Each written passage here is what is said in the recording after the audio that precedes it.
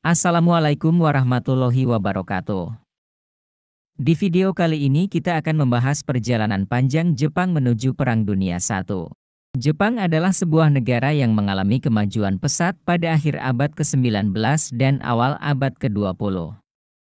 Pada periode ini, Jepang mengalami transformasi besar-besaran dalam bidang politik, ekonomi, dan sosial, yang pada akhirnya memunculkan ambisi untuk menjadi kekuatan besar di Asia. Di bawah pemerintahan Kaisar Meiji, Jepang memulai reformasi modernisasi dan pembangunan industri dengan mengadopsi teknologi barat dan mengadopsi sistem politik yang lebih demokratis. Pada tahun 1894-1895, Jepang berhasil mengalahkan Tiongkok dalam Perang Tiongkok-Jepang, dan kemudian mengambil alih Taiwan dan Semenanjung Liaodong. Kesuksesan ini memperkuat kepercayaan diri Jepang dan mengukuhkan statusnya sebagai kekuatan militer terkemuka di Asia Timur. Namun, kekuatan Jepang semakin terbuka ketika mereka mulai menunjukkan ketertarikan terhadap pengaruh dan wilayah barat di wilayah Pasifik dan Asia. Pada tahun 1905, Jepang menang dalam Perang Rusia-Jepang, mengambil kendali atas Korea dan Port Arthur serta wilayah lain di Asia Timur. Keberhasilan Jepang dalam perang ini memperlihatkan pada dunia bahwa sebuah negara Asia mampu menaklukkan negara Eropa yang kuat. Pada tahun 1910, Jepang secara resmi mengambil alih kendali atas Korea dan mulai menguasai seluruh wilayah Asia Timur. Sementara itu, mereka terus memperluas pengaruhnya di Tiongkok, termasuk dengan mendirikan basis militer dan mengejar kebijakan ekonomi yang agresif di sana. Pada tahun 1914, pecah Perang Dunia Pertama, dan Jepang memanfaatkan kesempatan ini untuk memperluas pengaruhnya di wilayah Pasifik dan Asia. Jepang memilih untuk bergabung dengan sekutu yang terdiri dari Inggris, Prancis, dan Rusia, dan mendapatkan dukungan mereka untuk mengambil alih koloni Jerman di wilayah Asia Pasifik, termasuk beberapa wilayah di Cina. Pada akhir Perang Dunia Pertama, Jepang berhasil mendapatkan beberapa wilayah dan mendapatkan tempat duduk di Liga Bangsa-Bangsa yang memberinya pengakuan sebagai kekuatan dunia yang sah. Namun, peningkatan ambisi dan kekuatan Jepang selama periode ini memicu ketegangan dengan negara-negara tetangganya, dan pada akhirnya menyebabkan konflik besar di Asia selama Perang Dunia Kedua. Secara keseluruhan, perjalanan panjang Jepang menuju Perang Dunia Pertama terutama dipengaruhi oleh ambisi untuk menjadi kekuatan besar di Asia. Reformasi modernisasi dan kemajuan teknologi barat telah memberikan kekuatan dan kepercayaan diri pada Jepang, dan menghasilkan perluasan wilayah dan pengaruh di Asia Timur dan Pasifik. Namun, peningkatan ambisi dan pengaruh Jepang di wilayah ini juga memicu ketegangan dan konflik dengan negara-negara tetangganya, terutama Tiongkok dan Amerika Serikat. Pada akhirnya, konflik ini mengarah pada Perang Dunia Kedua, yang menyebabkan kerusakan dan penderitaan yang luar biasa di seluruh wilayah Asia dan Pasifik. Selama Perang Dunia Kedua, Jepang menjadi bagian dari blok poros bersama Jerman dan Italia, dan memulai serangan besar-besaran di wilayah Asia dan Pasifik. Jepang menyerang Amerika Serikat di Pearl Harbor pada 7 Desember 1941 dan memulai kampanye militer yang sangat agresif di Asia Tenggara dan Pasifik. Namun, pada akhirnya, Jepang dikalahkan oleh sekutu dan memaksa Jepang menyerah pada 15 Agustus 1945 setelah bom atom dilemparkan oleh Amerika Serikat di kota Hiroshima dan Nagasaki. Akibat dari perang ini sangat besar, dengan Jepang mengalami kerusakan fisik dan ekonomi yang luar biasa. Pemerintah Jepang juga harus menerima perjanjian damai yang mengharuskan mereka untuk menyerah pada kendali sekutu, mengurangi kekuatan militernya, dan menyerahkan sejumlah wilayah yang mereka duduki selama Perang Dunia Kedua. Secara keseluruhan, perjalanan Jepang menuju Perang Dunia Pertama dan Kedua adalah konsekuensi dari ambisi dan keinginan untuk menjadi kekuatan besar di Asia dan Pasifik. Reformasi modernisasi dan kemajuan teknologi Barat telah memberikan kekuatan dan kepercayaan diri pada Jepang. Namun pada akhirnya, keinginan untuk memperluas pengaruhnya menyebabkan konflik besar di seluruh wilayah. Perang Dunia Kedua telah meninggalkan bekas yang mendalam pada sejarah Jepang, dan memaksa negara ini untuk memperbaiki hubungan dengan negara tetangganya dan komunitas internasional. Budaya dan seni arsitektur Jepang telah berkembang selama berabad-abad sebelum Perang Dunia Pertama. Arsitektur tradisional Jepang menampilkan konsep minimalisme dan kesederhanaan, dengan penggunaan kayu, batu, dan bahan alami lainnya. Selain itu, seni Jepang juga sangat dipengaruhi oleh agama dan filsafat, dengan bentuk seni seperti seni tatah kayu, seni kaligrafi, dan seni lukisan alam. Namun, pada akhir abad ke-19, Jepang mengalami modernisasi dan industrialisasi yang mengubah tata kota dan arsitektur. Jepang mengadopsi gaya arsitektur Barat yang lebih besar dan lebih kokoh, seperti gedung-gedung bertingkat dan bangunan-bangunan dengan atap datar. Selain arsitektur, budaya dan seni Jepang juga sangat dipengaruhi oleh kondisi politik dan sosial di Jepang pada masa sebelum Perang Dunia Pertama. Era Meiji yang dimulai pada tahun 1868 mengubah Jepang dari negara yang tertinggal menjadi negara yang maju secara teknologi dan ekonomi. Namun, kemajuan ini juga memicu keinginan untuk memperluas pengaruh Jepang di Asia dan Pasifik. Jepang mengambil langkah untuk memperoleh koloni dan wilayah di seluruh wilayah ini, yang memicu ketegangan dengan negara-negara tetangga dan pada akhirnya memicu Perang Dunia Kedua. Pada masa Perang Dunia Pertama, Jepang terlibat dalam konflik di Eropa sebagai bagian dari blok sekutu. Konflik ini memperluas pengaruh Jepang di wilayah ini, namun juga menyebabkan peningkatan dalam pengeluaran militer dan persenjataan. Perjalanan Jepang menuju Perang Dunia Pertama dan Kedua juga mempengaruhi budaya dan seni arsitektur Jepang. Pada masa Perang Dunia Kedua, Jepang mengadopsi gaya arsitektur militeristik dengan gedung-gedung berlapis baja dan beton.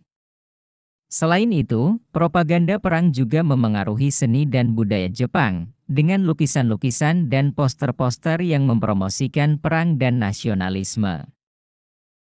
Secara keseluruhan, budaya dan seni arsitektur Jepang telah mengalami perubahan dan perkembangan yang signifikan pada masa sebelum Perang Dunia Pertama dan Kedua. Perubahan ini mencerminkan perubahan sosial dan politik di Jepang pada masa itu, dan juga mempengaruhi bagaimana Jepang dilihat oleh dunia. Meskipun masa perang meninggalkan bekas yang mendalam pada sejarah Jepang, budaya dan seni arsitektur Jepang tetap menjadi aset berharga bagi dunia seni dan budaya. Berikut adalah 9 fakta unik seputar perjalanan panjang Jepang menuju Perang Dunia Pertama. Fakta unik pertama, Jepang secara tradisional adalah negara yang menghindari campur tangan dalam urusan luar negeri dan mengutamakan isolasionisme. Namun, pada akhir abad ke-19, Jepang mulai mengadopsi kebijakan luar negeri yang lebih agresif dengan memperluas pengaruhnya di Asia dan Pasifik. Fakta unik kedua, pada tahun 1868, era Meiji dimulai di Jepang dan memicu modernisasi dan industrialisasi negara itu. Perubahan besar ini membawa Jepang dari negara yang tertinggal menjadi negara yang maju secara teknologi dan ekonomi. Fakta unik ketiga, pada tahun 1894, Jepang mengalahkan Tiongkok dalam Perang Sino-Jepang, yang menandai kemenangan pertama Jepang atas kekuatan Barat. Fakta unik keempat, pada tahun 1902, Jepang dan Inggris menandatangani perjanjian aliansi, yang memberikan Jepang pengaruh di Asia dan Pasifik. Fakta unik kelima, pada tahun 1905, Jepang mengalahkan Rusia dalam Perang Rusia-Jepang. Kemenangan ini membuat Jepang mendapatkan pengaruh lebih besar di Asia Timur dan membuktikan bahwa sebuah negara Asia dapat mengalahkan kekuatan Eropa. Fakta unik keenam, pada tahun 1910, Jepang menduduki Korea dan menjadikannya koloni Jepang. Hal ini memicu ketegangan dengan negara-negara tetangga dan menyebabkan Jepang semakin agresif dalam kebijakan luar negeri. Fakta unik ketujuh. Pada tahun 1914, Jepang bergabung dalam Perang Dunia Pertama sebagai bagian dari blok sekutu dan memperoleh pengaruh di wilayah Pasifik. Fakta unik ke-8. Pada tahun 1915, Jepang mengeluarkan 21 tuntutan kepada Tiongkok yang bertujuan untuk memperluas pengaruhnya di Asia Timur. Tuntutan ini memicu protes di Tiongkok dan meningkatkan ketegangan antara kedua negara. Fakta unik ke-9. Pada tahun 1918, Jepang memperoleh pengaruh yang lebih besar di Asia dengan mendapatkan mandat atas wilayah-wilayah Jerman di Pasifik setelah Perang Dunia Pertama. Secara keseluruhan, perjalanan Jepang menuju Perang Dunia Pertama ditandai dengan perubahan besar dalam kebijakan luar negeri dan modernisasi. Namun, kebijakan luar negeri yang semakin agresif dan pengejaran pengaruh di wilayah Asia dan Pasifik menyebabkan ketegangan dan akhirnya memicu Perang Dunia Kedua. Ada beberapa pelajaran penting yang dapat dipetik dari perjalanan panjang Jepang menuju Perang Dunia Pertama, di antaranya. Modernisasi dan industrialisasi dapat membawa perubahan besar dalam kekuatan suatu negara. Seperti halnya Jepang, yang mampu berubah dari negara yang tertinggal menjadi negara yang maju secara teknologi dan ekonomi setelah memasuki era Meiji pada tahun 1868. Kebijakan luar negeri yang terlalu agresif dan pengejaran pengaruh di wilayah Asia dan Pasifik dapat memicu ketegangan dan konflik. Seperti halnya Jepang yang semakin agresif dalam kebijakan luar negeri dengan menduduki Korea, memperluas pengaruh di Asia Timur, dan memperoleh mandat atas wilayah Jerman di Pasifik setelah Perang Dunia Pertama. Perang dapat mengakibatkan kerugian besar dan menimbulkan penderitaan bagi rakyat. Seperti halnya Jepang yang mengalami kerugian besar saat bergabung dengan blok sekutu dalam Perang Dunia Pertama, dan kemudian mengalami kekalahan yang menghancurkan dalam Perang Dunia Kedua. Ketergantungan pada aliansi luar negeri dapat menyebabkan negara menjadi rentan terhadap pengaruh dan tekanan dari negara mitra. Seperti halnya Jepang yang menjadi rentan terhadap pengaruh Inggris setelah menandatangani perjanjian aliansi pada tahun 1902. Saling pengertian dan kerjasama antar negara dapat menghindari konflik dan memperkuat perdamaian dan stabilitas regional. Hal ini penting untuk menjaga keamanan dan kesejahteraan rakyat di masing-masing negara.